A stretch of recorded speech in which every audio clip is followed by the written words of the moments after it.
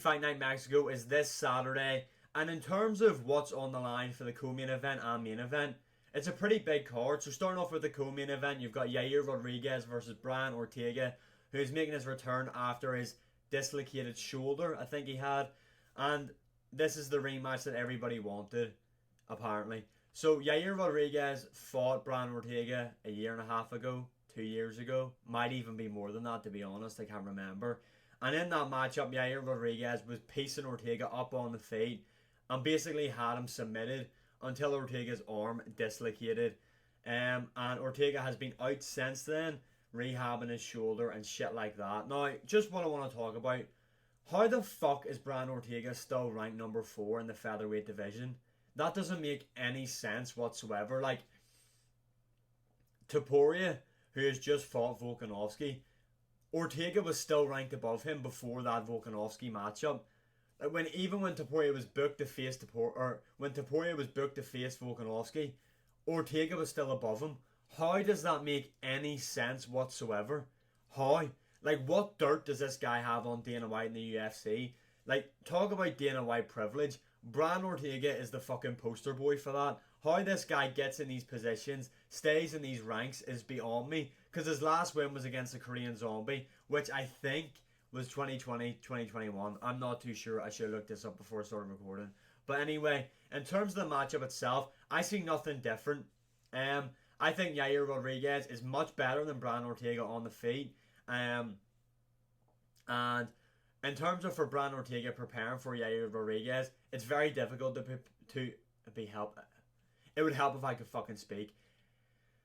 Preparing for a guy like Yair Rodriguez is difficult because the guy is so unorthodox, and it's not as if Brian Ortega can just go in there, close the distance, and out-grapple Yair Rodriguez. Yair Rodriguez has some underrated grappling, in my opinion. We've seen he essentially submitted Brian Ortega in their first matchup, but what I want to... So, before I get into that, my prediction for this matchup, I see Yair Rodriguez absolutely punching Brian Ortega pillar to post in this matchup.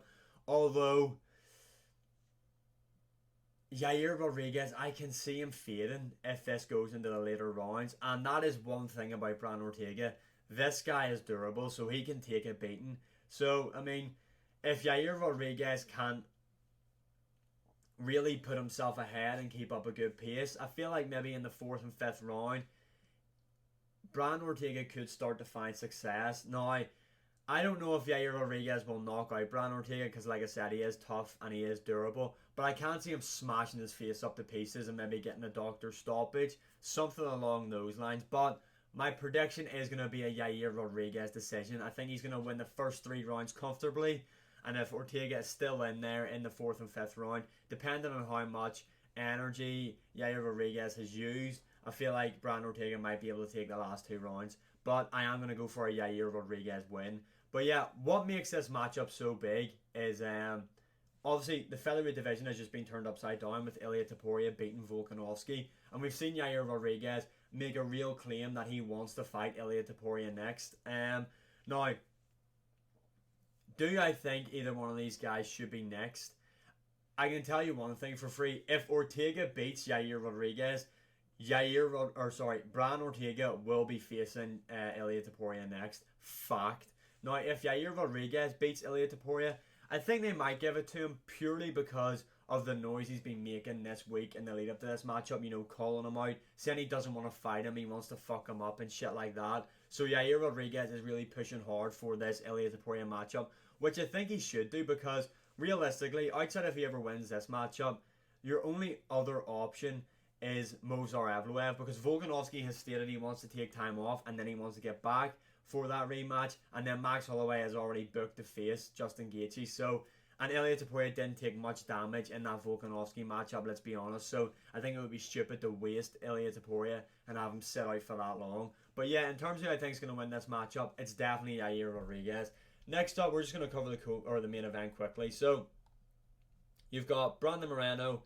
I'm surprised this is the main event over Yair Rodriguez, Brian Ortega, but anyway, Brandon Moreno, Brandon Royval. Royval is taking this matchup on short notice. It was meant to be Albazi. Now, Pantoja said he is going to be fighting UFC 301, and now that Pereira is on UFC 300, I assume he's the main event. So, in my eyes, whoever wins this matchup is going to be facing Pantoja next. Now, I really hope it's not Brandon Royval because we already seen that matchup at UFC 296, I believe it was. Yeah, it was 296, Edwards, Covington. And yeah, it just wasn't a great performance from him, let's be honest. The guy really needs to work on his wrestling defense before he gets back in there with Pantoja, in my opinion. Brandon Moreno has lost to Pantoja, I believe, 3 times now. 1 was on the Ultimate Fighter and then 2 in the UFC. But his last matchup against Pantoja was competitive enough and it was an absolute war. Now, in terms of who I think is going to win this matchup, I think it is Brandon Moreno. Brandon Moreno, in my opinion, is quite clearly, you could argue, I mean, you can't argue he's the best. Pantoja's beat him 3 times, but he is quite clearly the second best flyweight, in my opinion. Now, do I want to see either one of these guys face Pantoja next? Definitely not Royval if he wins. Brandon Moreno, maybe, because he is a very exciting fighter, but I mean, and I know he's pulled out of his matchup and he was meant to main event this card, but I think they should maybe give Albazi the title shot just to give it something different for the flyweight division. Now, with Alex Pereira and Jamal Hill not being on that 301 card, they might not want to give it to Albazi because he isn't that big of a draw. And I'm not saying Moreno is a mega star either, but he does have a bit of a following, so it would sell more than Albazi in my opinion. But yeah, I don't know. I feel like for what this fight night is, there's a lot at stake, especially for the co-main and main event. Essentially, whoever wins each of these matchups, I believe, will face the champion of their division. So yeah, in terms of who I think, I've already said Brandon Moreno. I feel like Brandon Moreno is far more slicker on the feet than Royval. Royval is just wild. That's the only way I can see him beating Moreno is if he catches him with a spinning elbow, spinning back fist, something unorthodox. But I feel like Moreno will be sharp enough in there, and I feel like he will win a decision. But yeah, UFC Fight Night, Mexico City.